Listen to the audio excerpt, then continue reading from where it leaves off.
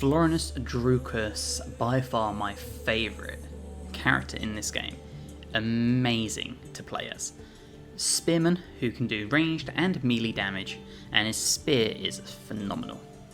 So let's go over my build for Drusus, and two key things here. Number one, poison damage. Number two, your turret. So for this build to begin, focus on your turret to begin with. Effectively, you throw this on the ground and it has Overwatch, which means if the target moves, it strikes them. And you can buff this up. To buff this up, this cooldown is reduced by 1, which means if you place this and it survives and you have it again, you can place multiple turrets. Now sadly, if you do place it too far ahead, it will aggro enemies and they'll run up to it and destroy it. But if you place it far enough back and it has the reach, you can really get like a bunch of turrets on the battlefield to just chip away enemies, and it shoots a lot of bolts. Has 4 pieces of ammunition extra if you take supply rack, must have.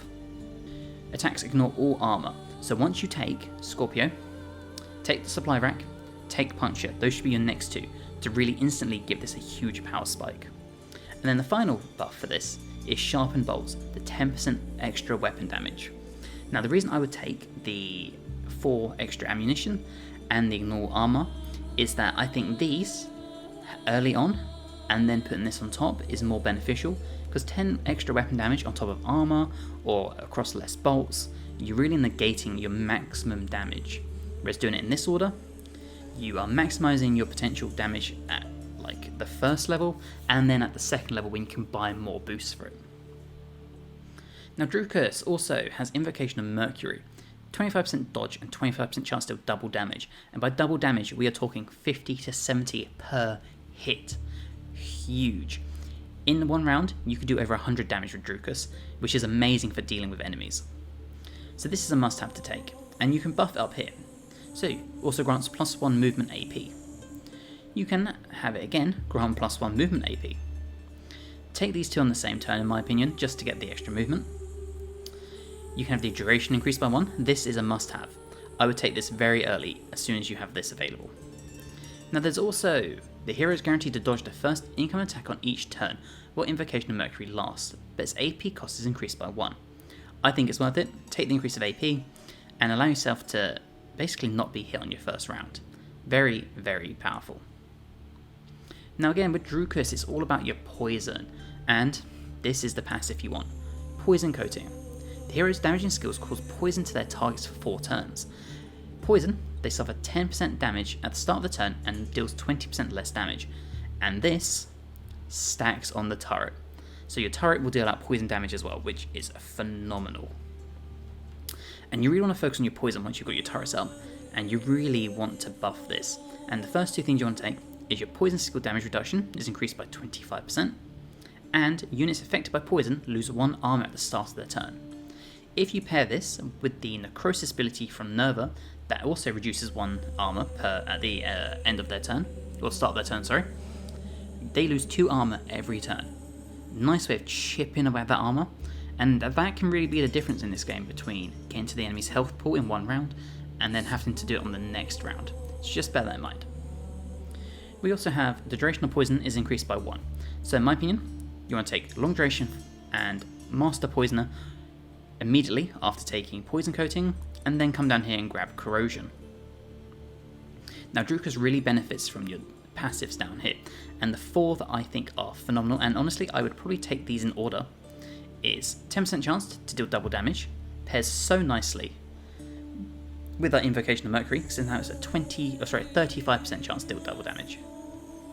Dodge the first coming in melee attack on each turn, this pairs very nicely with the Invocation of Mercury, so effectively you might always dodge. Point blank, the closer the target is, the more damage the hero deals to them. 5% weapon damage against units that are 4 tiles away, up to 20% damage against adjacent enemies, which means if you end up in melee with someone, you deal even more damage, pretty unheard of for a ranged based character. And low profile, enemies prioritizing attacking other unit heroes if the enemy is further than 6 tiles away. And what's really good about this is it allows you to position yourself in a way that you can deal backstabs a lot, because the enemies aren't focused on you. And taking this and having it paired with Remus with his Wall of Blades, if you don't know what I'm talking about, go and check out my Remus build. It allows the enemies to really focus on who you want them to focus on. In my case, Remus with his Wall of Blades, they take that damage, and then I can run behind with Drusus and just throw spears in their back, deal even more damage, and stack the poison. Now, to go alongside that, we have Piercing Throw, and this is amazing. A ranged attack that deals 100% weapon damage for every unit in a straight line. And if you have someone like Remus who has enemies paired up in a line just trying to attack him, and you throw this, you're dealing a huge amount of damage to all those people and poisoning all those people. Amazing. Once you take Piercing Throw, come over here and take Practice Stance. So the AP is reduced by 1, that's always helpful. And you're going to take Staggering Impact as it causes slow. And slow means movement costs 100% more AP. Which means if you want enemies to start chasing people down, this is amazing because now they just can't. It's so good.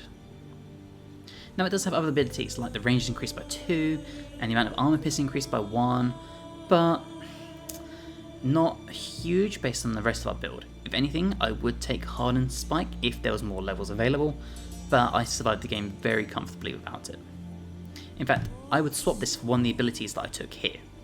So this is your base attack, the Javelin Throw, and buffing this up, which I did actually sort of like mid to late game, really increase your power damage output. But there is also one downside, which I'll show you. Now, consecutive Javelin throws against the same enemy deal a cumulative 25% extra damage. Now that's a really nice way of just continually buffing up your damage, and if you are focused on one enemy and you have backstabs, 25% extra damage on a backstab is crazy. Really good way of getting Drusus those points up in the damage and just killing enemies early. Javelin restores 1 AP if it's the same target as before. These two stack very nicely together, so I would probably take these on the same turn. Javelin Throw prevents twice as much vulnerability on its target, and 25% weapon damage for Javelin Throw, but its range is reduced by 4 tiles. I would not take this ability, which I know sounds crazy because 25% weapon damage is huge, but the -4 to range is insane at how much that is. And in the late game, when there's lots and lots of enemies and you're trying to stop them from swarming you, that 4 tiles is a huge loss. Skip this and take Hardened Spike. Now when it comes to your equipment, we have 8 Vitality. I couldn't really find any armor that I really think benefited Drusus, so I just settled for something that just boosts his health pool up a little bit. Because you'll notice his health is only 68, so it's not huge. He is designed to be a ranged character, despite the ability to be able to deal extra damage the closer people are. But the Rune of Shield Breaking, plus 4 poison damage. That's massive.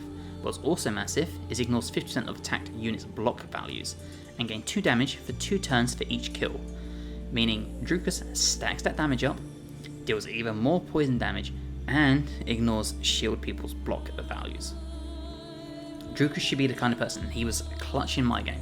He was often the person that provided the kill shot for all the big enemies, because you could position him in a way, couple him with the turrets that deal all this poison damage, and that if you spread your damage around and then focus purely on one enemy at a time, so you get those 25% extra damage buffs, he will dwindle enemies down very, very quickly. And I think it was the Balor again, we did a huge amount of poison damage because we were just throwing spears into his back. And if you get to the Balor, which is the post-end game, that health pool is insane, and he was just dwindling it down, turn by turn, amazingly well. Really focus on your poison, Drusus, get that turret, and then buff your poison as much as possible, and you'll see enemies melt in front of you. It's crazy how good he is, and then focus on his spear. And the spear will then start dealing extra damage, providing more poison damage, and the cycle continues. And all the while, your turret is just shooting any enemies that move towards you, poisoning them as well. I think at one point I have most of the battlefield poisoned, or with necrosis, or with bleeding, and it's just so much free damage at the end of your turn. I think Drusus, Nerva, and Mento are really best utilised as those people that will spread stasis effects around the battlefield, and then no matter who you focus on, every enemy is losing something, whether it's armor or health or AP or something. and that spreads like wildfire, and it's so effective at just cutting enemies down. I think we only TPK'd, which is like total party knocked out, twice over the whole game, which is pretty amazing. By the time I got to the end game, it took me one turn to kill the 2 big bosses at the end of the game. Like, it was pretty easy, honestly. My party composition was so good. Most combats weren't challenging at all. So yeah, really focus on this build. Do it how I've shown you here, and I really think you'll benefit from it. And I think you'll enjoy using Drusus as a DPS spear dude who's just going to murder people in front of you. So if you've enjoyed, please drop the episode a like. It helps me amazingly.